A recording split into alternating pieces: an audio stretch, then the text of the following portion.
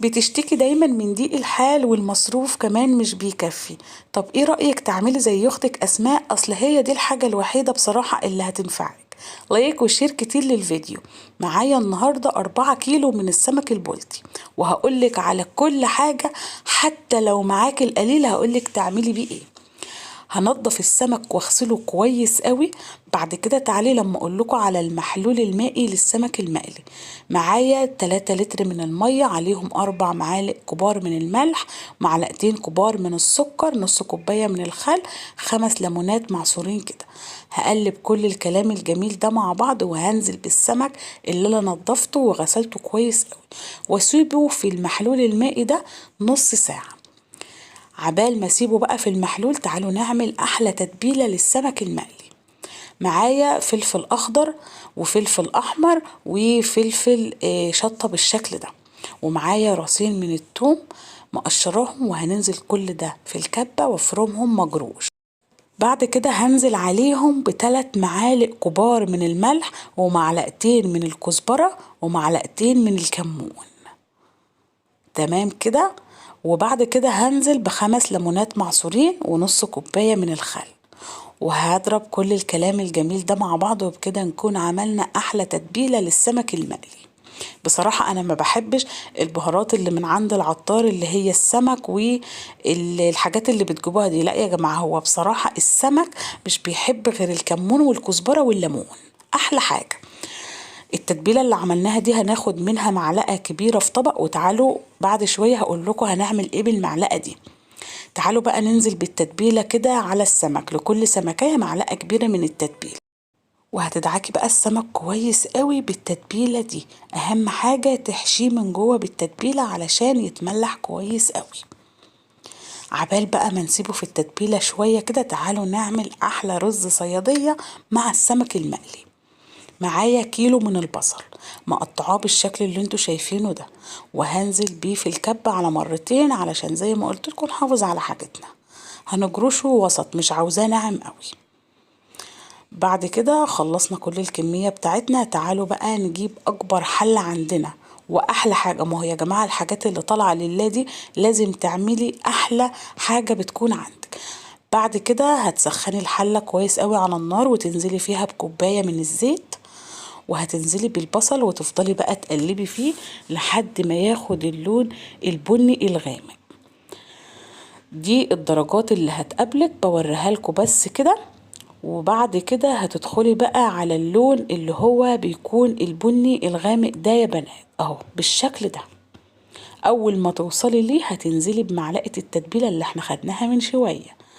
بعد كده هنكون محضرين 3 كيلو ونص من الرز، وهنزل عليهم بمعلقتين كبار من الملح، ومعلقة كبيرة من الكمون، ومعلقة من الفلفل الأسود، وهنقلب كل الكلام الجميل ده مع بعض، وهننزل عليه بالمية بتاعة الرز. لو انت لسه مبتدئة او ما بتعرفيش تعملي كميات كبيرة، هتنزلي بالرز لحد ما تغطي اول عقلة في صباع. بعد كده هنغطيه ونسيبه يتشرب على نار عالية كويس قوي، وهنفضل بقى نقلبه كل 5 دقايق.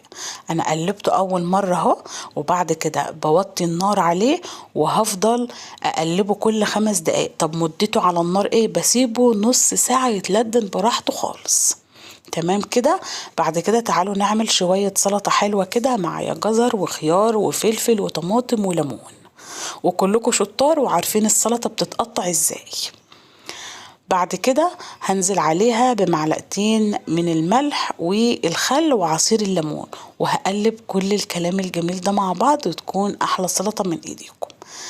يبقى كده احنا عملنا الرز وعملنا السلطة قبل ما نبدأ في تحمير السمك. تمام كده. تعالوا بقى نشوف الغلاف بتاع السمك. معايا 3 كوبايات من الدقيق، وكوباية من النشا، وكوباية من البقسماط المتبل. لو ما عندكيش بقسماط متبل هتنزلي عادي بملح وفلفل وكمون عليهم وتقلبيهم، بس طبعا البقسماط اللي عندي متبل فخلاص مش محتاجة ان انا املحه ولا حاجة. هبدر السمك زي ما كلكم عارفين بالدقيق كده، هبدره بالدقيق كده، تغلفيه وتنفضيه كده مرتين 3 علشان يعمل ايه الغلاف المقرمش اللي كلنا عارفين. هتحضري بقى الطاسة بتاعتك وتنزلي فيها بالزيت وتسخنيه كويس قوي. وتعالي لما اقولك على تركة مهمة قوي هتعتمديها دايما وانت بتقلي السمك. هتنزلي هنا بنص ليمونة. ليه بقى؟ علشان الزيت يفضل معاكي فاتح من اول سمكة لاخر سمكة. بعد كده هتفضلي تقلبي السمك كل دقيقتين على الوجه ده شوية والوجه ده شوية لحد ما ياخد اللون الذهبي الكريسبي اللي قدامكوا ده. بتحضري بقى صينية وعليها ورق ابيض، بلاش مناديل مطبخ علشان مناديل المطبخ بتطريه، اما الورق بيخليه مقرمش وكريسبي بالشكل ده. ولو الليمونة غمقت معاكي غيريها عادي جدا، هتخلي الزيت اصفر معاكي ومش هيغمق ابدا. هنعمل بقى كل السمك بالخطوات اللي شفتوها دي لحد اخر سمكة. وبكده نكون قليناه كله والرز استوى معانا السلطة خلصناها وطلعنا بقى شوية ليمون كده علشان حبايبنا لازم ياكلوا من احلى حاجة عندنا. تعالوا لما اقولكوا لو عايزين فعلا تعملوا وجبات ومش قادرين، دوري على اي حد عندك صحابك قرايبك بيعمل وجبات واشتركي معاهم حتى لو ب50 جنيه. صدقيني هتفرق في حياتك جدا جدا. وعايزة اقول لكم معلومة، افضل الصدقات عند ربنا هي اطعام الطعام يا جماعة، مفيش بعد كده. الفيديو ده هدفه ان انا اوصل ان انتوا تعملوا حتى لو 3 وجبات. وعايزاكم طبعا في نهاية الفيديو ان انتوا تنزلوا في الكومنتات وتكتبوا ربنا يشفي كل مريض يا رب، وربنا يجازي كل متبرع اتبرع في الوجبات دي ويجازيه خير الجزاء يا رب. طبعا كلكم عارفين ان وصفتك مع اسماء دايما بتعمل وجبات الخير.